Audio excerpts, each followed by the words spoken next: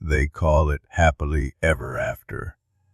That's just the last page of a fairy tale, the part they write before the real story begins. The story of the morning breath, the unpaid bills, and the profound, deafening silence after a fight over nothing at all. My name is Samuel. I am 85 years old. My wife, Eleanor. She passed 3 years ago. We were married for 61 years. 61 years.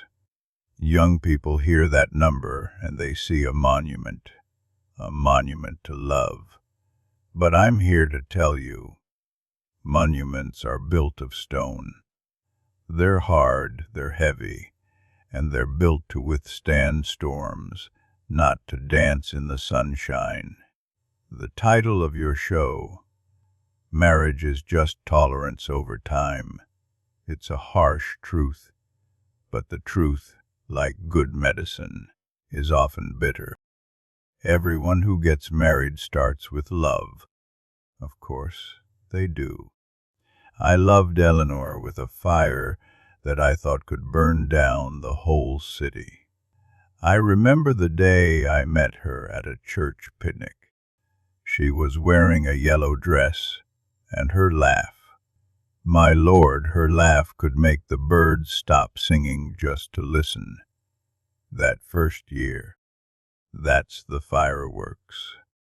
The passion, the discovery, the feeling that this one person completes every broken part of you. It's a beautiful, powerful drug. Nature is clever that way. It gives you this incredible high, this rocket fuel, to get you off the ground. But no rocket stays in the sky on its initial fuel forever. It has to reach orbit.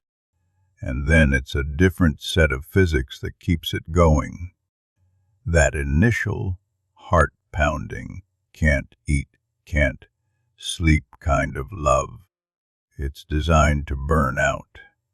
It's chemistry. It's biology. It's a trick to get the human race to continue. I'd say our fireworks phase lasted maybe 2-3 years. Then reality moved in. It didn't knock. It just showed up one Tuesday morning with its luggage. And suddenly, her beautiful laugh could sound a little too loud when I had a headache. My charming habit of leaving my books everywhere became just a mess she had to clean up. The rocket fuel was gone, and we were just floating in space, together. That's when the real work of marriage begins. That's when you discover what your marriage is truly made of. It's not love. Not that kind of love, anyway. So, if it's not the fireworks, what is it? What are those 61 years made of? I'll tell you. They're made of 3 things you never sign up for on the wedding day. First, emotions. I'm not talking about love. I'm talking about the whole messy, unpredictable weather system of another human being. You're not just marrying a person on their best day. You're marrying their anxiety on a Sunday night. Their silent anger when they feel disrespected. Their irrational fears. Their deep-seated sadness from a childhood you were never part of. Eleanor. She had a temper like a summer storm. It would come fast and loud. In our early years, I'd try to fight it. 2 storms clashing. It was a disaster. It took me maybe a decade to learn that you don't fight a storm. You find shelter. You wait. You learn to say, I'm sorry. Even when you're 5% sure you're right. You learn that winning an argument is the loneliest victory in the world. Tolerance isn't about gritting your teeth. It's about understanding that their storm isn't always about you. It's just their weather, and you promise to stand in it with them, umbrella or no umbrella. Second, habits. Oh Lord, the habits. This is the daily grind. This is the sandpaper of marriage. For 30 years, Eleanor squeezed the toothpaste from the middle. Every single day. And every single day it drove a tiny, sharp nail into my soul. And I'm sure I had 100 habits that did the same to her. The way I clicked my pen. The way I left my teacup on the nightstand. These things are small, insignificant, but marriage is a long, long road. And a small pebble in your shoe can feel like a boulder after 100 miles. You have two choices. You can stop every 5 minutes to complain about the pebble, tear the shoe apart, and never get anywhere. Or you learn to walk a certain way. You adapt. You tolerate. You accept that this is the pebble that comes with this shoe. After a while, you don't even feel it anymore. It becomes part of the journey. That, my friends, is not love. That is deep, profound, hard, won tolerance. It's a form of quiet grace. Third, and this is the big one, a family background. You think you're marrying one person. You're a fool. You're marrying their mother's anxiety about money. You're marrying their father's inability to say, I love you. You're marrying their family's tradition of shouting during holidays, or their tradition of never talking about anything important at all. My family, we were quiet people. We showed love by doing, fixing a screen door, making a good meal. Eleanor's family, they were loud. They hugged, they cried. They argued over the dinner table and were laughing 2 minutes later. In the beginning, it was chaos for me. I felt invaded, and she felt my family was cold, unloving. We weren't speaking different languages. We were from different planets. We had to build our own world, a new culture just for the two of us. It was a compromise. We learned to talk more. They learned to give each other space. It was a slow, painful process of negotiation. It's not romantic. It's diplomacy. And tolerance is the bedrock of any successful treaty. Now I can hear the young folks watching this. They're saying, Samuel, this sounds terrible. This sounds like a prison.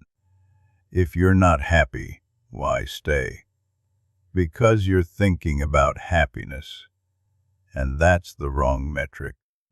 Let's talk about the real reason so many people stay together. It's not a lack of courage. It's a clear-eyed understanding of cost. The cost of leaving is simply too high. And I'm not just talking about money, though that's a big part of it. A house, savings, a life you built together. How do you split a foundation? One person always ends up in the dirt. But the real costs are invisible. The social cost. Your friends have to choose sides. Your family gets torn apart. You become the divorced one. It's a label that sticks. Then there's the emotional cost. This is the heaviest of all. 61 years. How do you divide memories? Who gets to keep the memory of our son's first steps in this very living room? Who gets the inside joke that no one else in the world would understand? You're not just leaving a person. You're amputating a part of your own history. You're tearing pages out of your own life story. And you're left with a book that doesn't make sense anymore. The prospect of starting over, at 40, at 50, at 60, it's terrifying to be a stranger again, to explain your whole life to someone new, the sheer exhaustion of it. So, people do the math. The daily annoyance of the toothpaste tube versus the cataclysmic explosion of divorce. The quiet disappointment versus the roaring chaos of starting over. It's not cowardice. It's calculus. And most of the time, tolerance is the more logical, more stable, and, in a strange way, the more sane solution. We've been sold a bill of goods. We've been told that the purpose of marriage is to make you happy. That's a fool's errand. Happiness is an emotion. It comes and it goes, like the tide. You can't build a house on the tide. Here is the final truth, the one it took me a lifetime to understand. Marriage is not a happiness system. It's a stability system. Its primary function is not to give you constant joy. Its function is to create a stable, predictable, and safe platform from which to navigate the terrifying uncertainty of life. It's a bunker in a hurricane. It's a harbor in a storm. Inside that harbor, you might not always be happy. You might be bored, annoyed, frustrated. But you are safe. You are known. You are not alone. Within that stability, you raise children. You build a community. You care for each other when you get sick. You hold a hand on the day you die. This is not the stuff of romance novels. This is the stuff of life. Did I love Eleanor in our 60th year the same way I did in our first? No. It was a different thing entirely. The fireworks were long gone. What was left was a quiet, sturdy thing, like an old tree. The roots were deep. It wasn't exciting. It was just there, solid, providing shade, knowing that no matter how bad the wind blew, it wasn't going to fall over. That is what we mistake for love. It's not. It's something deeper. It's a silent agreement to keep showing up. It's the ultimate act of tolerance. And in a world that changes every single day, that kind of stability, well, it can feel a lot like grace. Marriage is not a happiness system. It's a stability system.